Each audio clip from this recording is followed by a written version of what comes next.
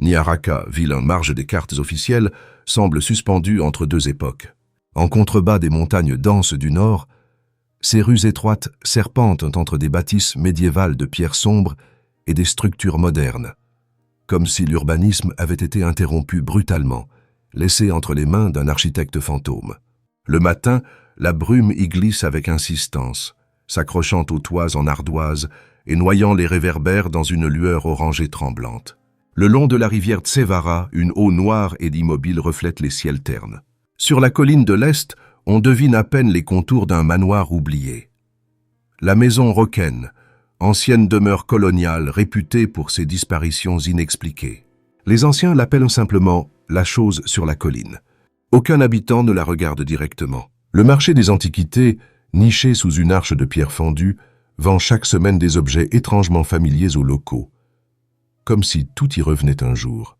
Ils ne se connaissaient pas avant aujourd'hui. 4 jeunes adultes, 4 tempéraments, réunis par une annonce sur Internet.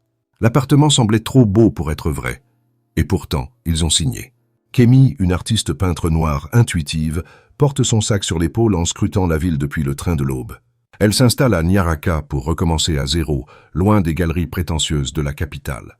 Une petite annonce lui a promis un loyer abordable et une colocation calme, culturelle et lumineuse dans une maison ancienne. Dans le même wagon, Léonard, étudiant blanc en physique quantique, lit le contrat de location d'un air soupçonneux. Il ne croit pas aux coïncidences, ni aux fantômes. Mais cette ville l'intrigue, surtout après avoir lu un article scientifique sur des anomalies magnétiques détectées dans la région. Imani, métisse, étudiante en psycho et passionnée d'ésotérisme, les rejoint à la gare. Elle est joyeuse, mais derrière ses grands yeux rêveurs, quelque chose semble l'attirer ici. Elle est convaincue d'avoir rêvé de cette ville avant même de connaître son nom. Milo, jeune serveur brun, discret mais observateur, les accueille à la sortie de la gare. C'est lui qui a posté l'annonce. Il habite déjà la maison et semble soulagé qu'il soit venu. La maison est un manoir de style victorien délabré, perdu sur une pente raide. À l'entrée, une grande porte grinçante s'ouvre seule sous le vent. À l'intérieur, les murs sont couverts de peintures anciennes et une horloge de bois trône dans le salon. Elle semble fonctionner, mais affiche toujours 3h17, même quand on la remonte. Chacun choisit sa chambre. Le plancher grince à chaque pas. Kemi ressent une pression constante dans sa pièce. Elle commence à peindre sans s'en rendre compte, une forêt qu'elle n'a jamais vue. Léonard installe des capteurs électromagnétiques dans le grenier. Imani explore les livres poussiéreux de la bibliothèque. Tout semble s'ouvrir à la même page. Milo, lui, évite de parler du précédent colocataire.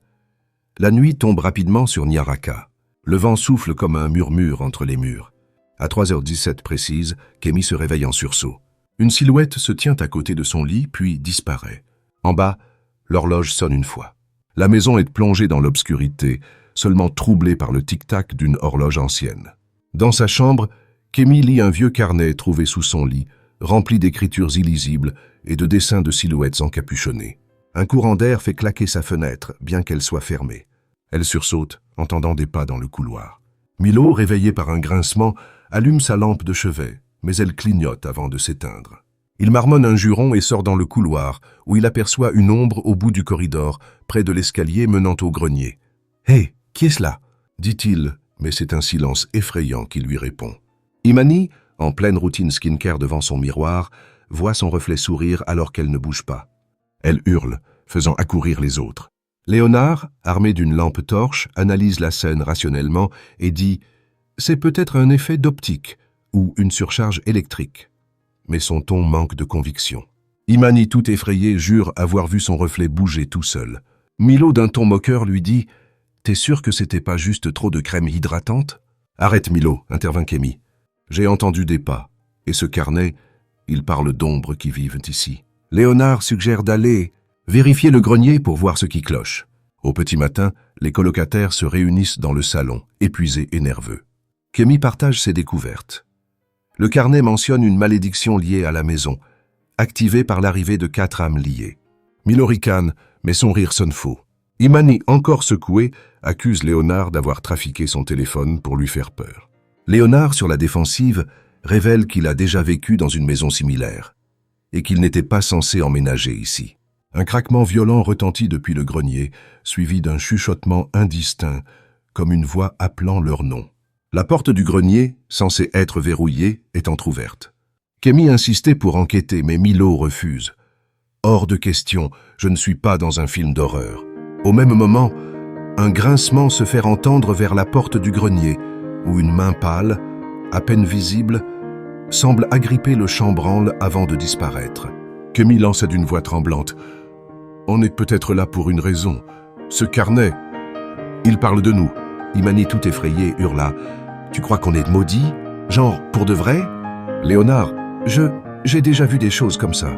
Cette maison, elle sait qu'on est là. » Milo brise le silence pesant qui s'était installé dans la pièce. « Super, on est dans Paranoid Airbnb.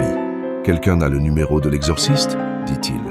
Quelques heures plus tard, le soleil s'était doucement couché, peignant le ciel de teintes dorées.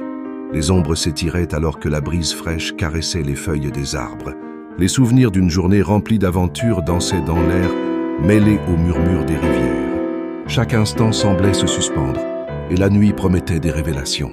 Soudain, un bruit de verre cassé suivi d'un cri provenant de la cuisine leur fait prendre conscience qu'Imani n'est plus dans le salon.